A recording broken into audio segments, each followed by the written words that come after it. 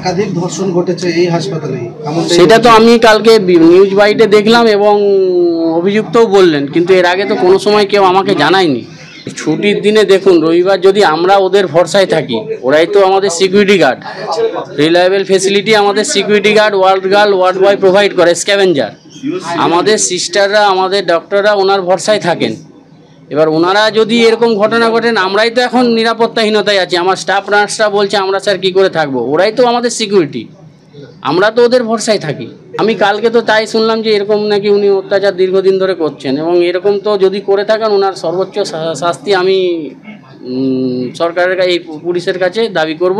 এবং আমি কালকে আইসি সাহেবকে জানিয়েওছি যে আপনি ইমিডিয়েট অ্যাকশন নিন, আমার এরকম এমপ্লয়ির সঙ্গে নাকি এরকম ঘটনা ঘটেছে, এবং বলার সাথে সাথেই উনি অ্যারেস্ট করেছেন।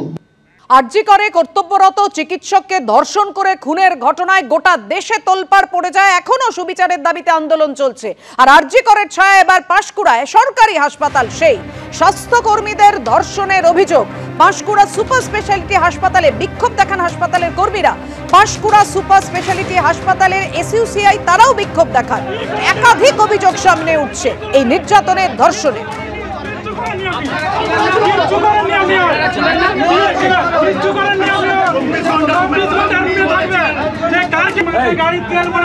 আমার গাড়ির তেল ভরে যায়,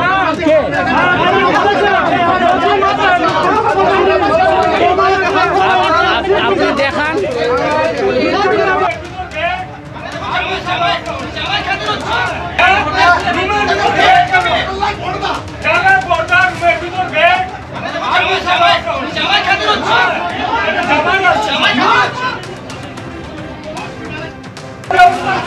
পাঁশকুড়া সুপার স্পেশালিটি হাসপাতালের রবিবার দিন রাত্রিবেলা এক মহিলা স্বাস্থ্যকর্মীকে ধর্ষণের ঘটনায় রীতিমতো কিন্তু উত্তেজনা ছড়িয়েছে। এবং আজকেই আমরা দেখতে পাচ্ছি এই সুপার স্পেশালিটি হাসপাতালের সামনে যে সমস্ত কর্মীরা রয়েছেন, যে বেসরকারি কর্মীরা রয়েছেন, তারা কিন্তু রীতিমতো সেখানে বিক্ষোভ দেখাচ্ছেন।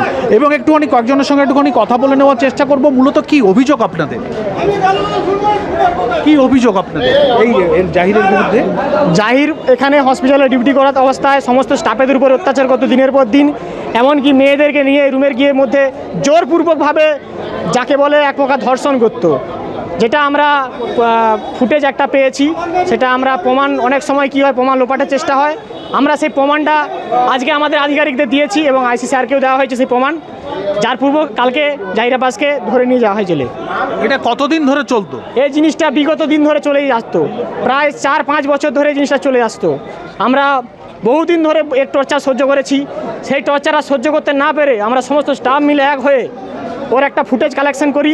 সেই ফুটেজটা আমরা আইসি স্যারকে দেওয়া হয়। সেই ফুটেজটা এই যে দাদা দীর্ঘদিন ধরে এইরকমভাবে ঘটতো, আপনারা কি সুপার বা হাসপাতাল কর্তৃপক্ষকে বিষয়টা জানাননি?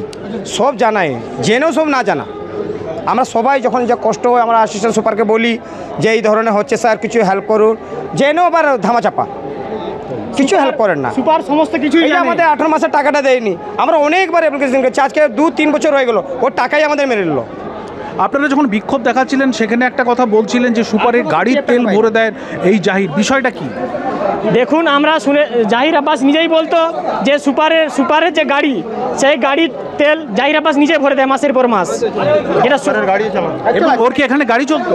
হ্যাঁ, ওর এখানে চলতো মিশ্রজানের যে গাড়ি, জাহিরেরই চলতো। কতগুলো গাড়ি চলতো? ওর 2-3টা গাড়ি এখানে আছে। অ্যাম্বুলেন্সও চলতো? অ্যাম্বুলেন্সই ওটা মিশ্রজানের। কি চাইছেন এখন আপনারা? আমরা চাই ওর দ্রুত থেকে দ্রুত যত জঘন্য শাস্তি হয় সেই শাস্তি যেন ও পায়।